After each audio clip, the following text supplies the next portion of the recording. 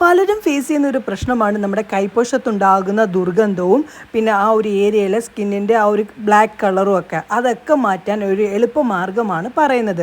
ആദ്യമേ തന്നെ അടുപ്പത്തേക്ക് ഒരു പാത്രം വെച്ചിട്ട് അതിലേക്ക് ഒരു 3 ടേബിൾ സ്പൂണോളം നമ്മുടെ കറി വെക്കുന്ന മഞ്ഞൾപ്പൊടി ഇട്ട് നല്ല പോലെ ചൂടാക്കിയിട്ട് അതിൻ്റെ കളർ ഒരു കോഫി കളർ ആകുമ്പോഴത്തേക്ക് തീ ഓഫ് ചെയ്യേണ്ടതാണ്.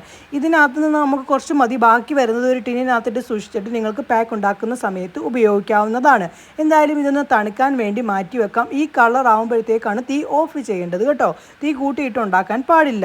ഇനി നമ്മൾ ഒരു പാത്രം എടുക്കണം. അതിലേക്ക് നമ്മൾ ചേർത്ത് കൊടുക്കാൻ പോകുന്നത് നമ്മുടെ റൈസ് പൗഡർ ഉണ്ടല്ലോ, നമ്മുടെ ഡെഡ് സ്കിന്നിനെ ഇല്ലാതാക്കാനൊക്കെ സഹായിക്കുന്ന റൈസ് പൗഡർ 1.5 ടേബിൾ സ്പൂണോളം ചേർത്ത് കൊടുക്കണം. അതിനുശേഷം ഇനി ഇതിലേക്ക് നമുക്ക് കടലമാവിൻ്റെ പൊടിയാണ് വേണ്ടത്. അത് 1 ടേബിൾ സ്പൂണോളം ചേർത്ത് കൊടുക്കണം.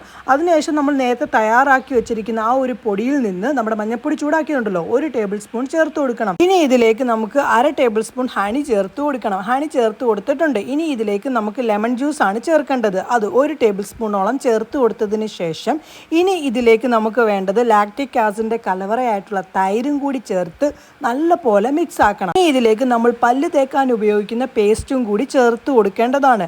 ഈ ഒരു പാക്ക് നിങ്ങൾ എല്ലാ ദിവസവും ഇടാനായിട്ട് നോക്കുക. ഒരാഴ്ചയോളം ഇടണം. ഒരാഴ്ചയ്ക്ക് ശേഷം നിർത്തിയാലും കുഴപ്പമൊന്നുമില്ല. കുളിക്കുന്നതിൻ്റെ മുന്നേ ആയിട്ട് ഇട്ട് കൊടുക്കണം. ഇട്ട് കൊടുത്തൊരു 3 മിനിറ്റോളം നിങ്ങൾ ആ ഒരു ഏരിയയിൽ വെക്കണം. അതിനുശേഷം നിങ്ങൾ കഴുകിയാൽ മതി. കഴുകുന്ന സമയത്ത് സോപ്പോ ഒന്നും ഉപയോഗിക്കാൻ പാടില്ല. നോർമൽ വാട്ടറിലാണ് കഴുകേണ്ടത്. ഇത് നിങ്ങൾ എല്ലാ ദിവസവും ഉപയോഗിക്കാനും കൂടി നോക്കണം കേട്ടോ. എന്തായാലും ഉപയോഗിച്ചിട്ട് റിസൾട്ട് വന്ന് പറയാനും കൂടി മറക്കല്ലേ.